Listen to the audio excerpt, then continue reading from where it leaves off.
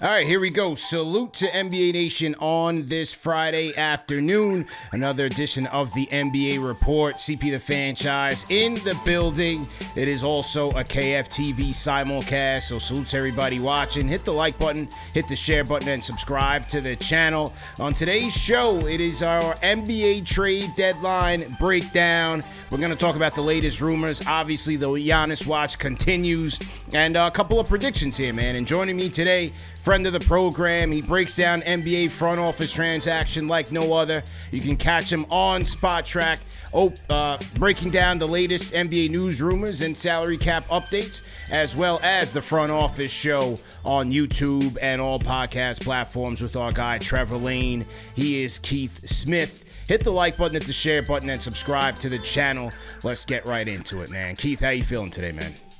I'm good. Yeah, we're less than a week to the trade deadline. So I was telling you right before we started, I'm jumping every time the phone goes off. I keep popping up, and it's never a trade yet. Yeah. So I'm starting to get a little frustrated. It's time. Let's go. Let's get some deals moving. Well, on the Giannis front, obviously all eyes are there.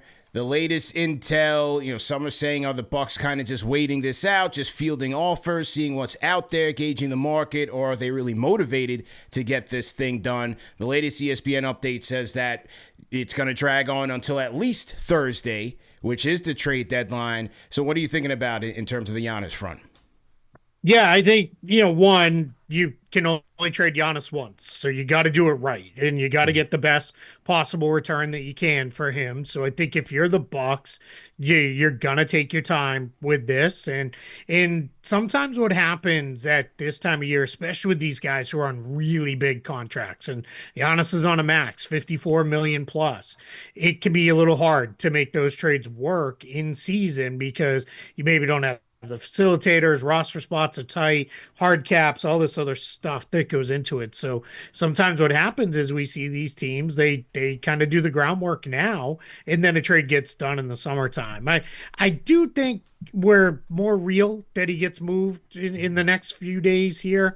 I've had some say too it could maybe even happen over the weekend or Monday or so, because then it gives the Bucks a chance to reset after and then maybe move some of the guys they acquire or move other vets like Miles Turner, Bobby Portis, Kyle Kuzma, if they can, if that's the direction they're going to go is rebuild. And then I've had others say like, they're just going to get everybody's best offer right now. If it's not the best one, well, this will get done sometime in the summer. But nobody expects him to be on the Bucks at the start of next season at this point.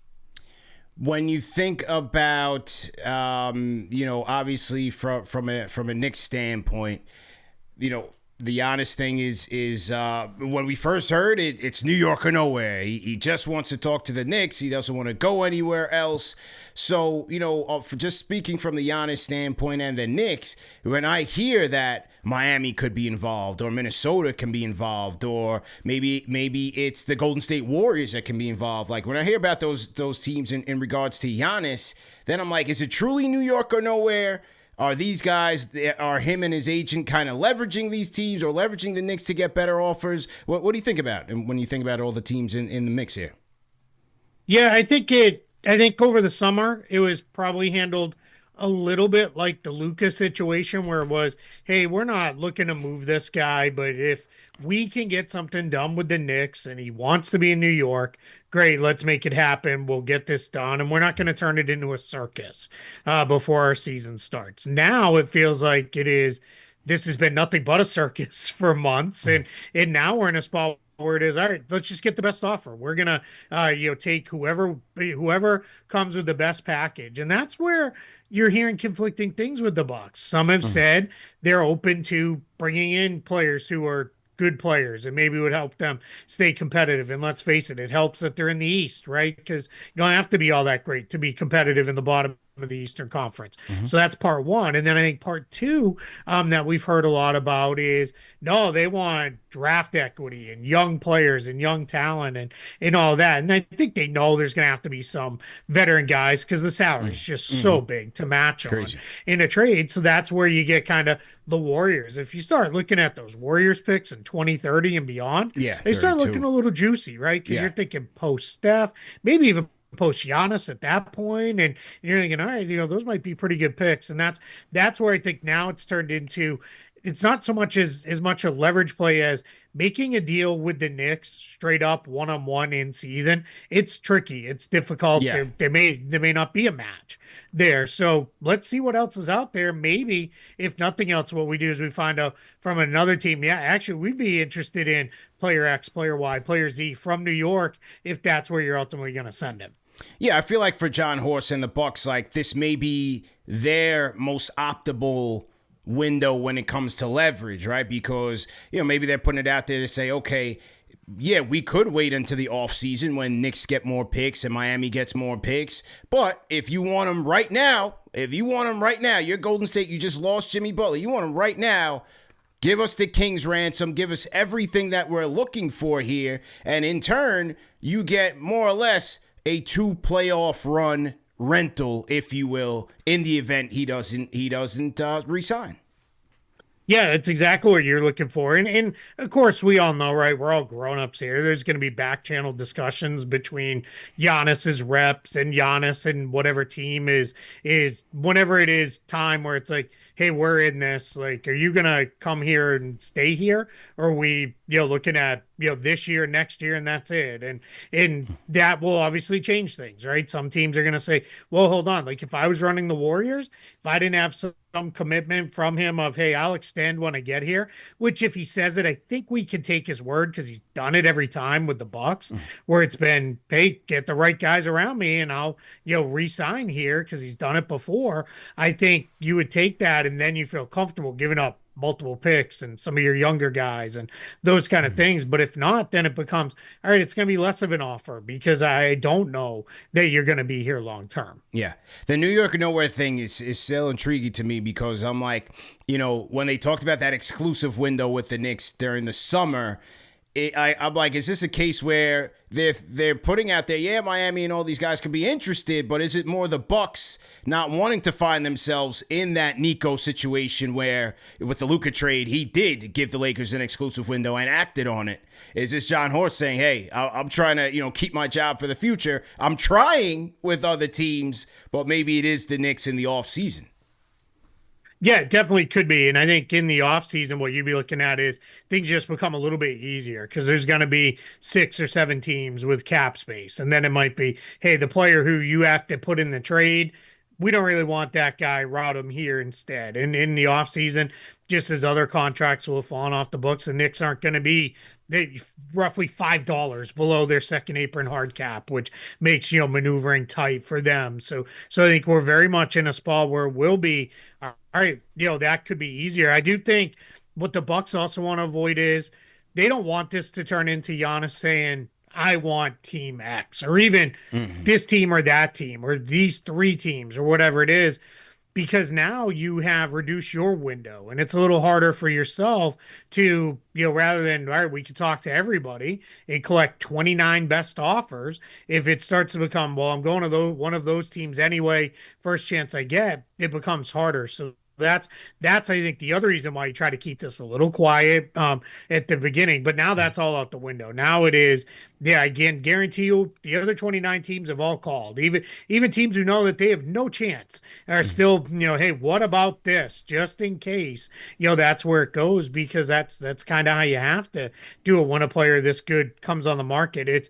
He is the best player to truly hit the market in a very, very long time. Because if we think about it, Luka never hit the market, right? That was just done. Yeah. Anthony Davis never hit the market. It was, I'm going to LA, get me there. Yeah. Even Cat, that never, like, that just never happened. did. Right, never went to the market, so that's why we're in a spot. It's been a long time since it's been hey, let's get the best we can for this. It's kind of almost like Donovan Mitchell, probably the last big guy who was out there where it was all right, we're going to kind of listen to everybody, and we know that landed him in Cleveland. So that's why I think if you're the Bucks, you the only thing you really owe yourself, get the best possible deal you can for the franchise because.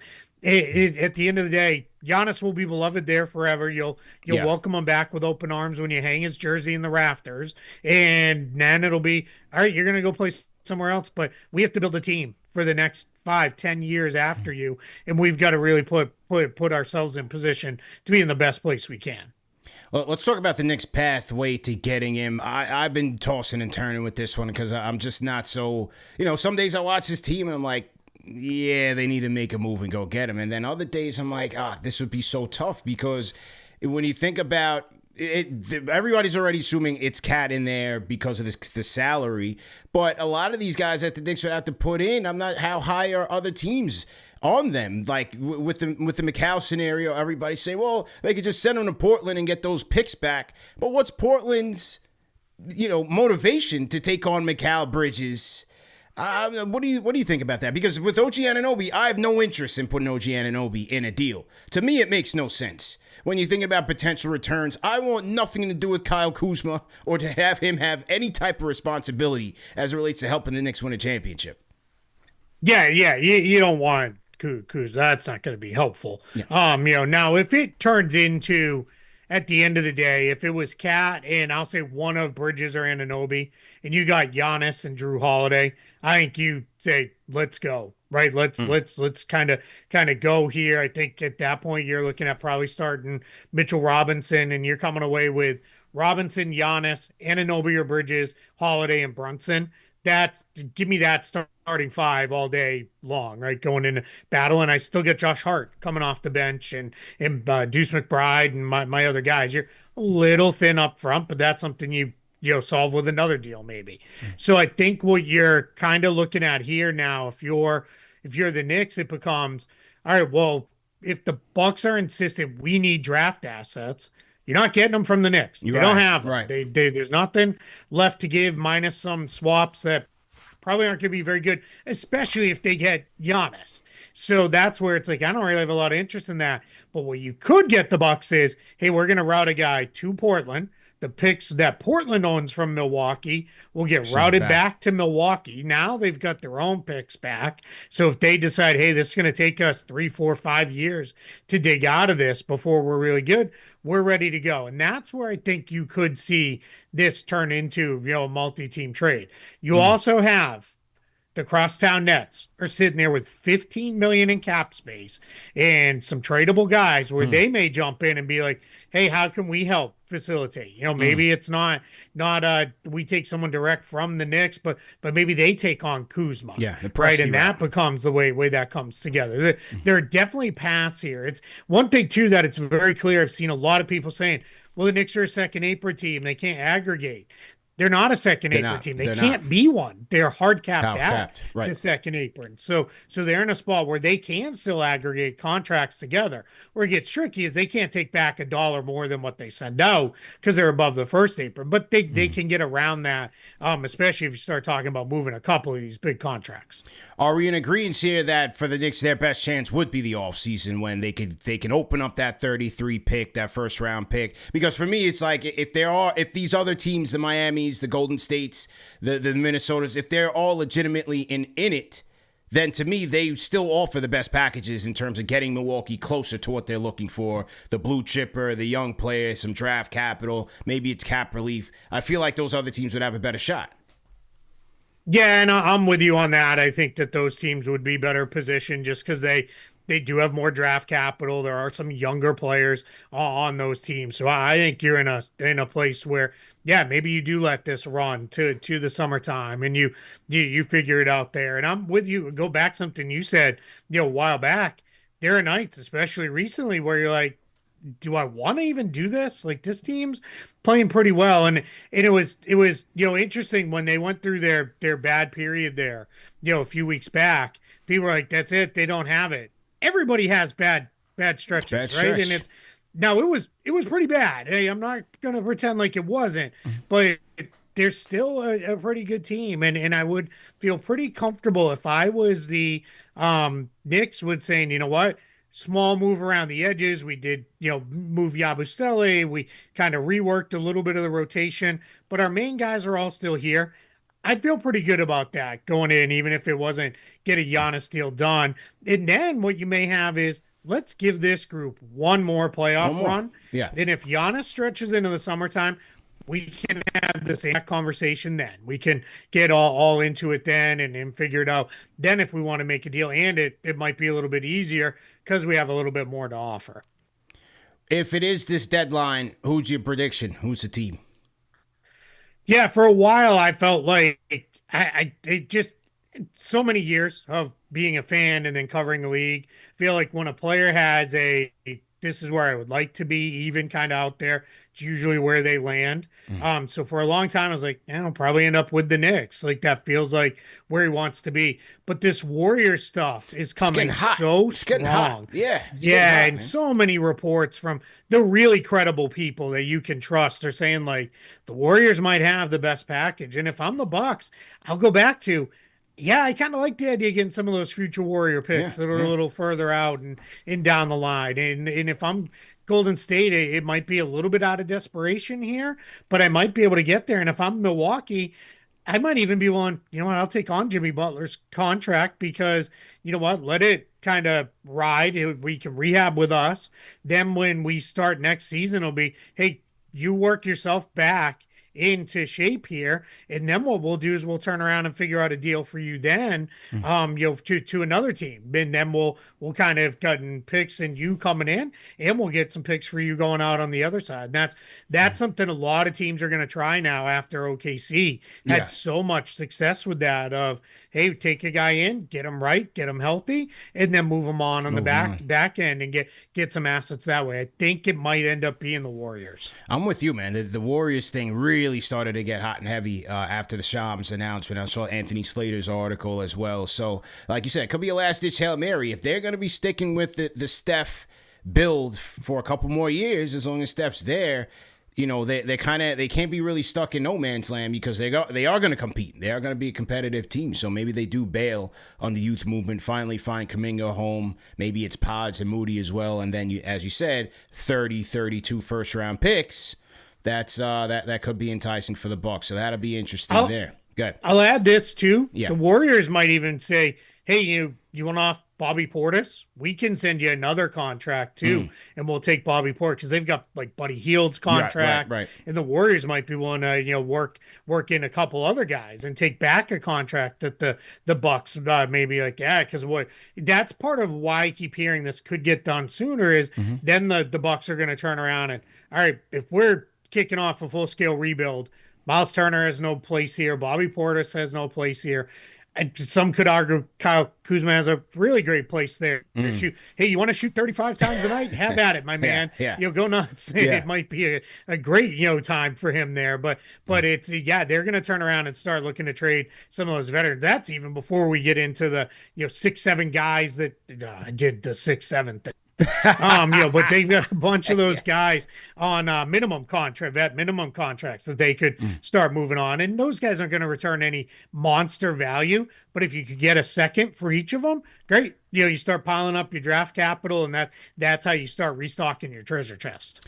Keeping it on the Knicks because they're a team that I feel like they need another bench move to really solidify a playoff run. Now, I don't think it's going to be a blockbuster, so skipping the Giannis thing and moving to a bit mid-level because it looks like the market for him is going to be red hot. That's Naji Marshall, man. Dallas Mavericks. Absolute beast, especially inside the paint. True shooting percentage north of 60%, I believe. 17 points per game. Great contract, $9 million. Where do you think Dallas goes there, man?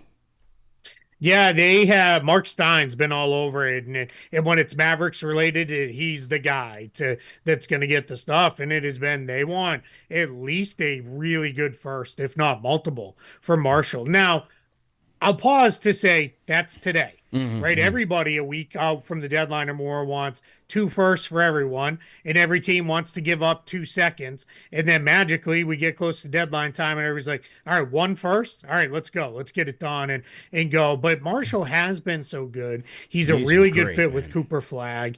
He has a great contract moving forward. Is that they're going to, I don't think an AD trade's going to happen at the deadline, but they're probably going to move him this summer is at least where things are maybe feeling like. And if they do, Marshall's the kind of guy you want on the backside because I don't think Dallas with Cooper Flag, with Kyrie Irving coming back, they're not intending for this to be all right. We're going to be in the lottery for the next several years, because they also don't have control of their pick after this year. So this year they're fine being whatever they are, but starting next year they want to start winning, and that's Marshall's a really helpful guy. So I don't think anybody's getting him for anything that's we're not coming on here later and being like, man, what a steal. You're going to have to pay to get him. You got to pay, man. Yeah, to me, he'd be perfect for the Knicks coming off the bench and give him, a versatility offensively when the threes aren't falling. I mean, the guy can get into the paint effortlessly. But, yeah, he'd be a great get for me. How about now there's also been talks of them trying to get Alvarado from the Pelicans, also kicking the tires on Yves Missi. William Guillory of The Athletic just yesterday said that Alvarado wants to stay with New Orleans. Well, first of all, what did you think about that in terms of his motivation? Is it just playing time? What do you think? He's got one more year left on his deal after this one.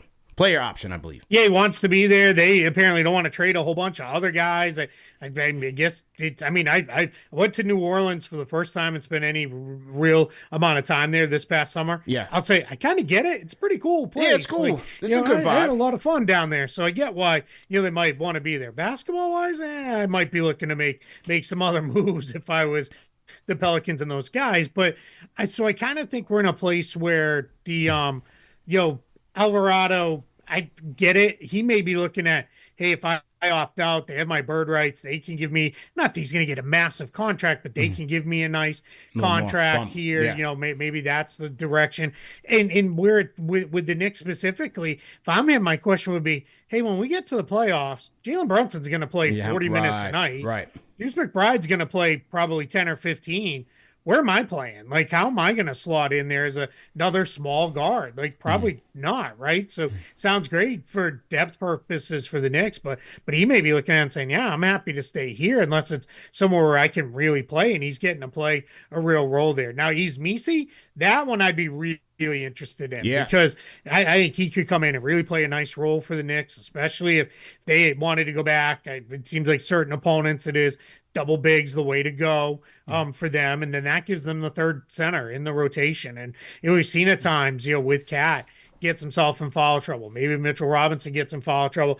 Then you're in that like Ariel Huckporty, who does a nice job, but let's face it, he's a limited guy. Right. So if you could get Yves Missi, that'd be pretty good if you could try to pull something like that off. Yeah, seems like, at least from Will's article, seems like New Orleans is kind of searching for more draft compensation there. And with Missi, I mean, he's 21 years old, so I wouldn't blame him there. But like you said, for the Knicks, that would be a good get. Now, Bobby Marks in his article today was talking about the fact that, because essentially we're looking to move that Yabusele contract. He's got another year on that taxpayer mid-level that they signed him to. But Bobby Marks was saying, hey, if they're able to get off of that salary, they'd be able to get Mitchell Robinson in there and remain under the second apron. So I'm wondering then, is that a signal where if they do trade Yabusele, it may not be for a guy like an Alvarado who has that player option, but maybe it is for someone who's coming in as a free agent going into the summer, so that they don't have any more long-term commitments?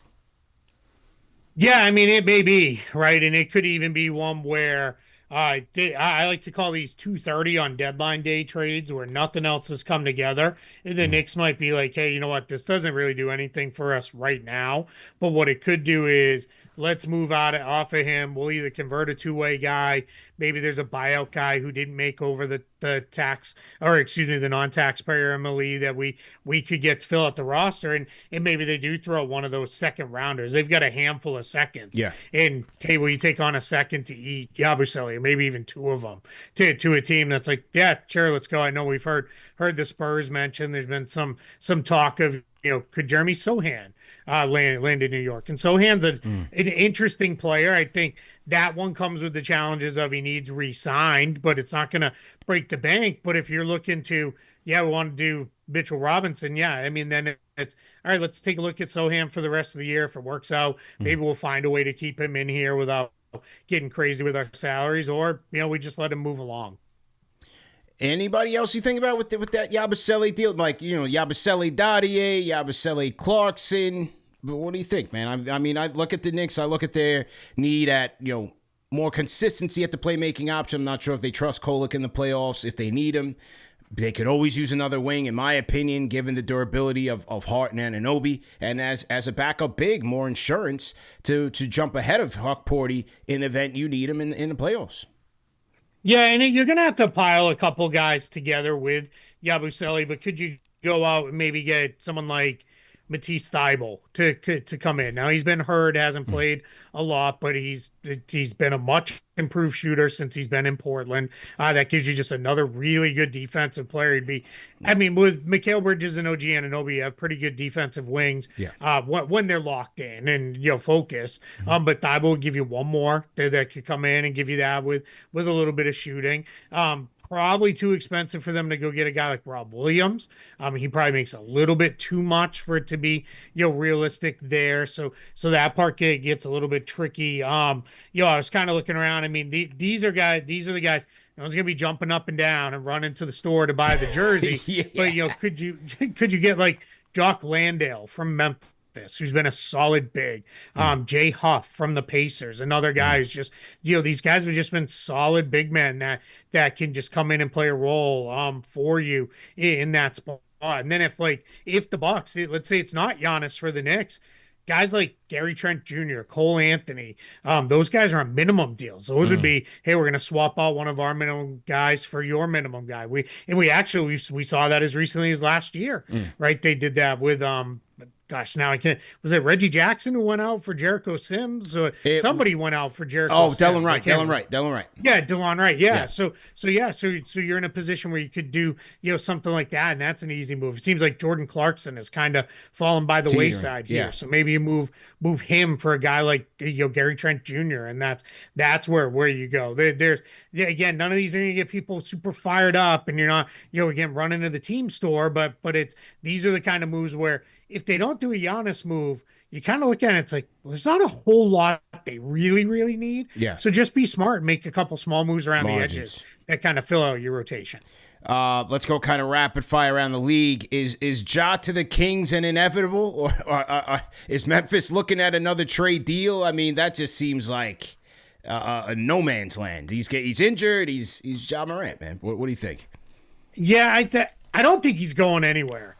I think he's going to stay right in Memphis, because I think when they put it out there and then nothing happened beyond, we didn't even get like here's who reached out, here's, guys that were offered. I think the market told them there's not a whole lot for Ja Morant right now. And I think it's going to be, if you're the Grizzlies, the best thing you could do is let's get him past this elbow injury, get him back on the floor for some level of consistent basis, and just prove that he's healthy, and try to go into the offseason either with, he played well, we had some of our guys together, we like what we are, we feel good going into next season, or hey, at least he showed he's healthy, and now we can try to move him and figure it out. So that's where I think that is the tough spot for the Grizzlies with Ja. I don't think he's going anywhere ahead of the trade deadline.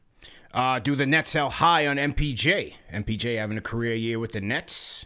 What do you think, man? Yeah, right. We've heard nothing but MPJ trade rumors. Then we heard, well, we might just keep him, right? That, to me, that's the posturing part of this, right? Where it's like, whoa, but that's sending the message, hey, we're not giving him away. We're not desperate to get off his contract. It is true. The Nets do intend to be good next season and try to be good, because that's when they don't have control of their pick.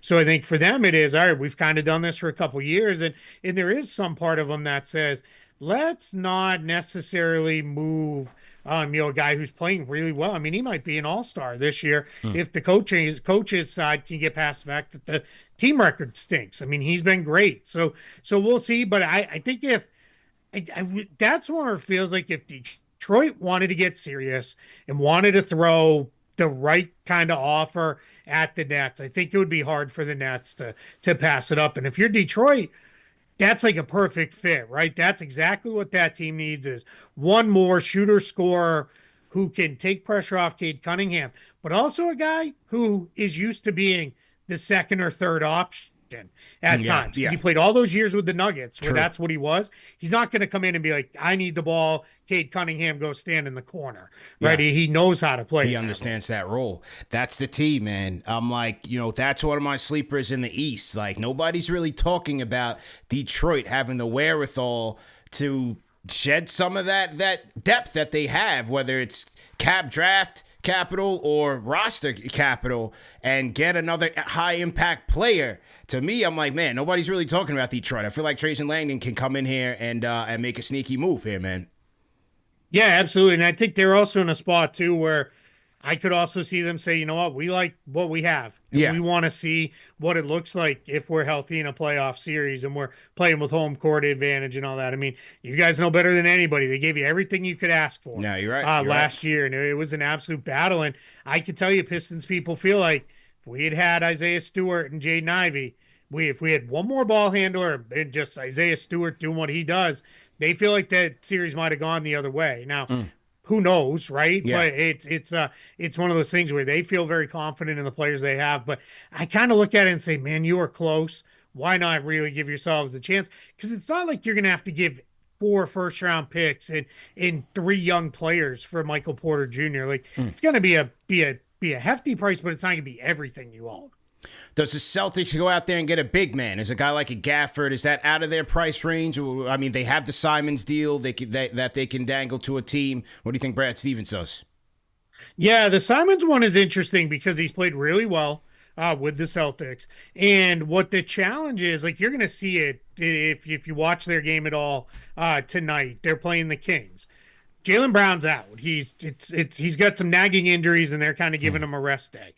The offense is not been very good without Jaylen Brown. So you're going to see the value Simons could have. And this is going to be kind of one of those, last chances to really show like, hey, this is what I am. The other challenge, if they trade Simons, they're left with 2 real guards on the roster. It's Pritchard and White, and that's it. They don't have any other guard depth. And that would be a challenge. Now, if you're moving him, if you're going to move him, for a long time, it was move him to go get a center, go get Zubac, go get some of these other centers that are on the market. Now people are fired up about the idea of Miles Turner. I would say, sure, but let's try to get a guard coming back too, because you need something else in the form of ball handling behind Pritchard or White. Otherwise, those guys are just going to have nothing left in the tank by the time they get to the postseason.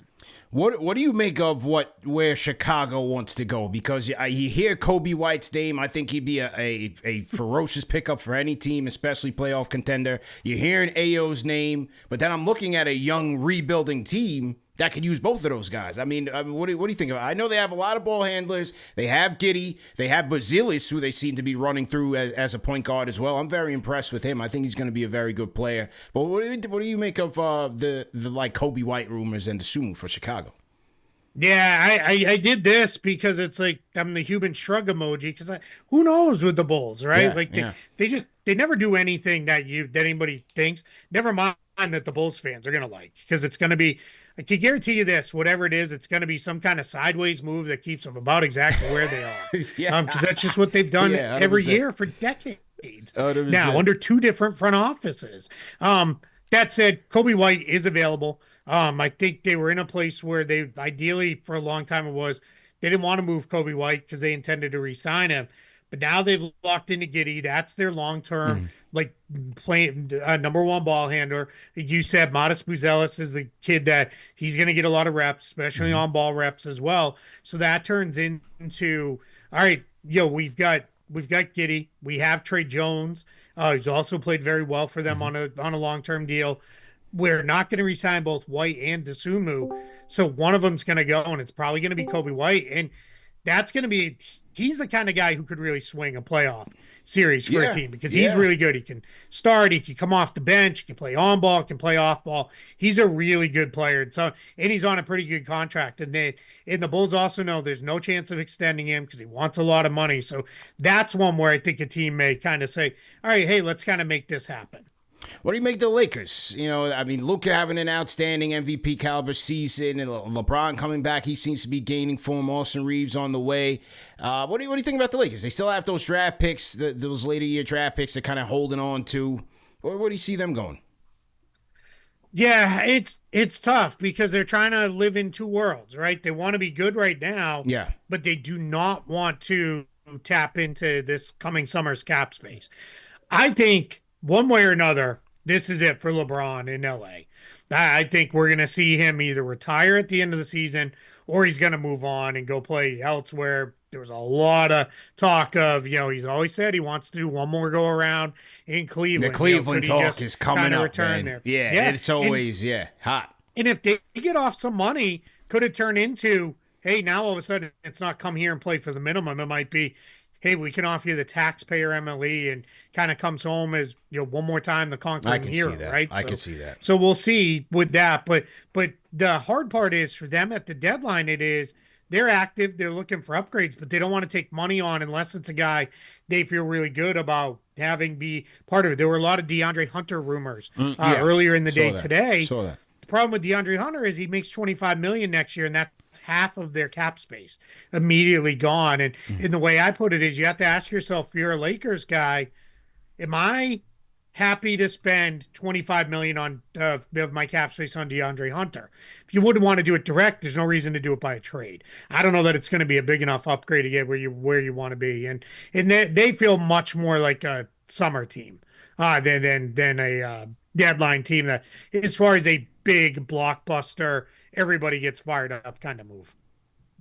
Who's your sleeper in any other East or West sleeper team to watch in terms of like making a move, a contender or a playoff team trying to make a move to solidify their status? Yeah, I would keep an eye on Denver doing something just to kind of round out their rotation a little bit more. They could move Valanciunas, who's obviously there. That's a short-term kind of thing. Cam Johnson, you could trade him if it was the right kind of player because you haven't really gotten anything out of him yet. So it's not like you're going to miss him there. And I think they could do that. And if they could do that while freeing up some future salary, I think that would be big because Peyton Watson has played himself into a really nice deal as a restricted free agent. So I'd keep an eye on them. There's been a lot of buzz in the last couple of days that the Thunder might actually do something. They may look to make a move. And that's where, talk about, hey, we need 3 first-rounders for this guy. Okay, which ones do you want? Here's our, put them all on the table like a bunch of Pokemon cards and let them pick from them because there's so many first-rounders that they have. And they've got a couple big contracts that they could move as well, in a type of deal. So, that's one where, I don't know that anybody gets super excited about that. And then Toronto's been very active. Yeah. They're trying to get something done, whether that's RJ Barrett, Jakob Poeltl, Emmanuel Quickly. They have all of their own draft picks moving forward, so they're a team to keep an eye on as well. So you think, Raptors standpoint, they are about 3rd or 4th in the East right now. I think 4th. You're thinking they're looking to aggregate maybe a big salary, maybe some picks, and get an upgrade, a boost in talent there. Yeah, and Masai Ujiri is gone, right? And we always knew Masai Ujiri was not afraid to make the home run swing. Yeah. Bobby Webster was with Masai Ujiri every time he took one of those home run cuts. He's in the same vein. He'll do something big if the opportunity. And the Raptors also know their best way to acquire big time talent is through trades. It's not going to be a free agent market. You're not going to get a lot of guys that jump at the chance to go to Toronto. Toronto's a great city, but let's face it, for a lot of guys, it's not in the U.S. All they see, which Toronto doesn't do many favors because they embrace it, is it's freezing cold and we the North and everything else. And guys are like, cool, I'm going to go to Miami or Orlando instead, where we the warm. I don't want to deal with that stuff. So I think we're in a place where I would not be surprised if they do something, here. And again, I don't want to get people like, man, you keep saying this and nothing's going to happen. Maybe it's the summer for the Raptors. Yeah. Maybe they do say, hey, let's give this team one run at the playoffs. But I think they know they're good, but they're not on the Detroit, New York, Cleveland starting to play better, even the Boston level. I think they know we're a tick behind those teams. But if we want to get there, maybe there's a move to be made. Do the Timberwolves find a point guard? If it's not Giannis, if it's not a Giannis splash, do they find the point guard they've been looking for like 3 years? Maybe, but it'd be somebody like Kobe White. It's not going to be I like John that. Morant. I like that. Yeah, it's not. Yeah, Yeah, I think that'd be a great acquisition for them. If it was something like, hey, we're going to do Terrence Shannon and Rob Dillingham for Kobe White, great. Rob Dillingham's not playing. Terrence Shannon's a nice player, but they have other wings that they like on their team. Like maybe that's the way to go. And if you're the Bulls, I'd be like, you know what? I'm open to that. Give me a couple young guys that I can kind of move forward with. Let's go. That's the kind of deal that just makes sense. And then if you're the Wolves, it's Kobe White slots right in with Ant, DiVincenzo, Mike Conley, Bones Highland, right there. You've got the making of a pretty good deep backcourt. I like that. CP the Franchise, Keith Smith in here. NBA trade deadline breakdown. Trade deadline will be Thursday, February 5th. Keep it locked, man. You can follow Keith at Keith Smith NBA. You can check him out on YouTube, the Front Office Show with our guy Trevor Lane, and on Spot Track as well. I think we might have one call that we're going to take here on the KFTV Discord. I think it is it Mets 2128? Are you there? Yes, I am. How Loud are and you? clear. Loud and clear, man. Okay, rapid fire. How you doing? I'm doing okay.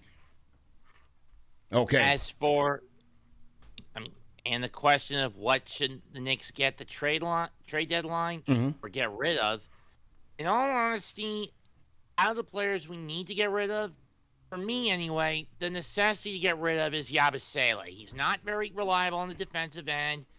Half the time he can't shoot a three-pointer to save his own tail. Yeah.